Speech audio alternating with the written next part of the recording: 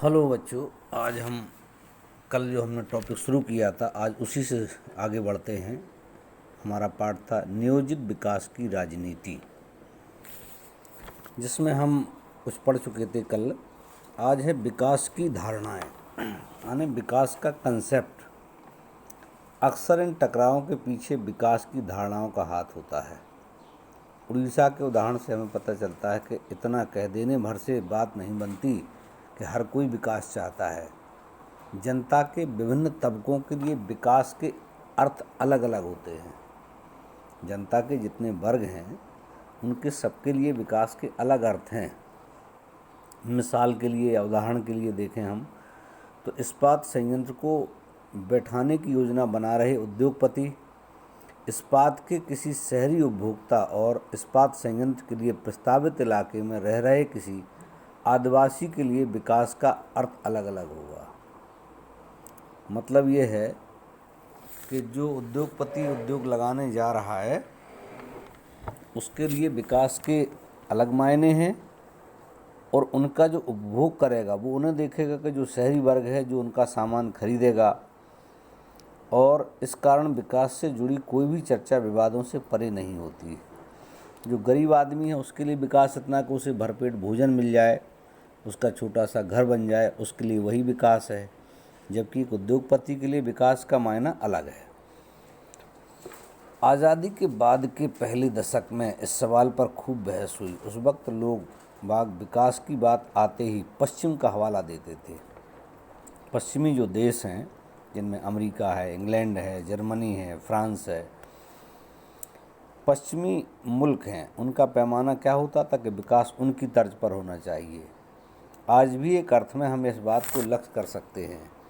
विकास का अर्थ था ज़्यादा से ज़्यादा आधुनिक होना, और आधुनिक होने का अर्थ था कि हम पश्चिमी औद्योगिक देशों की तरह होना।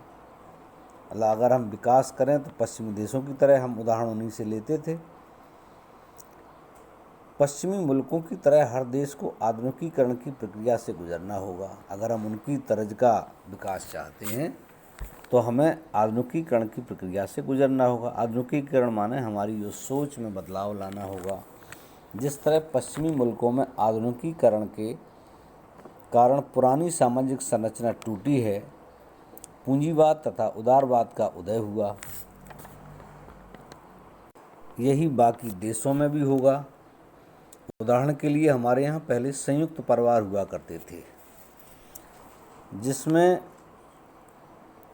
सारी सामाजिक परंपराएं, परिवार की परंपराएं मायने रखती थीं। लेकिन संयुक्त परिवार जब से ख़त्म हुए, शहरी जीवन में एकल परिवार की संरचना होने लगी, और उस एकल परिवार में परिवार के मायने ही ख़त्म हो गए।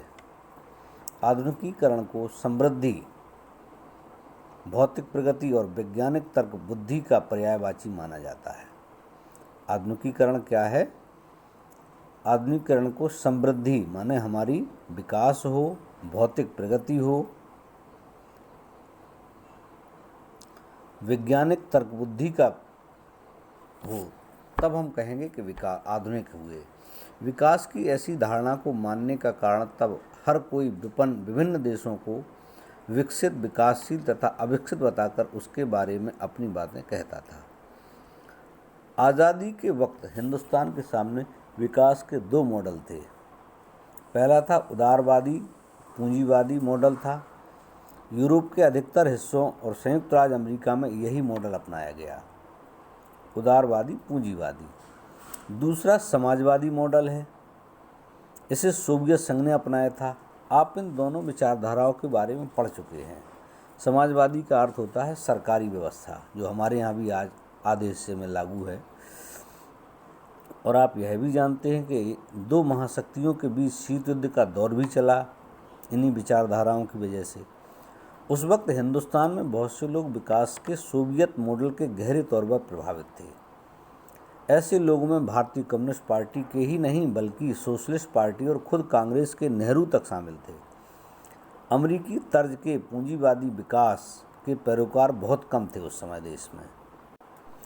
आज़ादी के आंदोलन के दौरान ही एक सहमति बन गई थी और नेताओं को इस पसंद में यही सहमत प्रतिबिंबित हो रही थी।